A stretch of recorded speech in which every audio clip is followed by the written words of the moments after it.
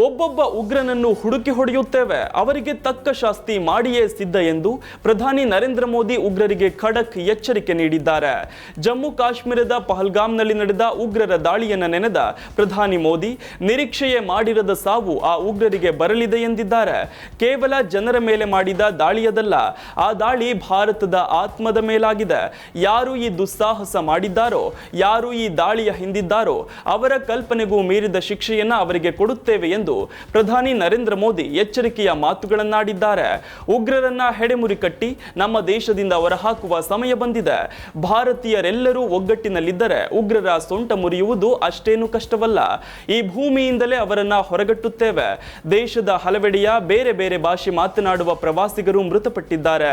ಆದರೆ ಅವರ ಸಾವಿಗೆ ಆಕ್ರೋಶ ಮಾತ್ರ ಕಾರ್ಗಿಲ್ನಿಂದ ಕನ್ಯಾಕುಮಾರಿವರೆಗೂ ಒಂದೇ ರೀತಿಯಾಗಿದೆ.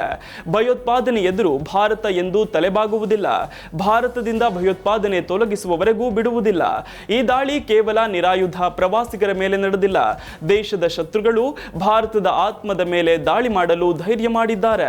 ಈ ದಾಳಿಯನ್ನು ನಡೆಸಿದ ಭಯೋತ್ಪಾದಕರು ಮತ್ತು ಈ ದಾಳಿಗೆ ಸಂಚು ರೂಪಿಸಿದವರಿಗೆ ಅವರು ಊಹಿಸಲಾಗದಷ್ಟು ದೊಡ್ಡ ಶಿಕ್ಷೆಯನ್ನ ನೀಡಲಾಗುವುದು ಎಂದು ನಾನು ಸ್ಪಷ್ಟವಾಗಿ ಹೇಳಲು ಬಯಸುತ್ತೇನೆ. 140 ಕೋಟಿ ಭಾರತೀಯರ ಇಚ್ಛಾಶಕ್ತಿ ಈಗ ಭಯೋತ್ಪಾದಕರ ಬೆನ್ನು ಮುರಿಯಲಿದೆ ಎಂದು ಪ್ರಧಾನಿ ನರೇಂದ್ರ ಮೋದಿ ಹೇಳಿದ್ದಾರೆ.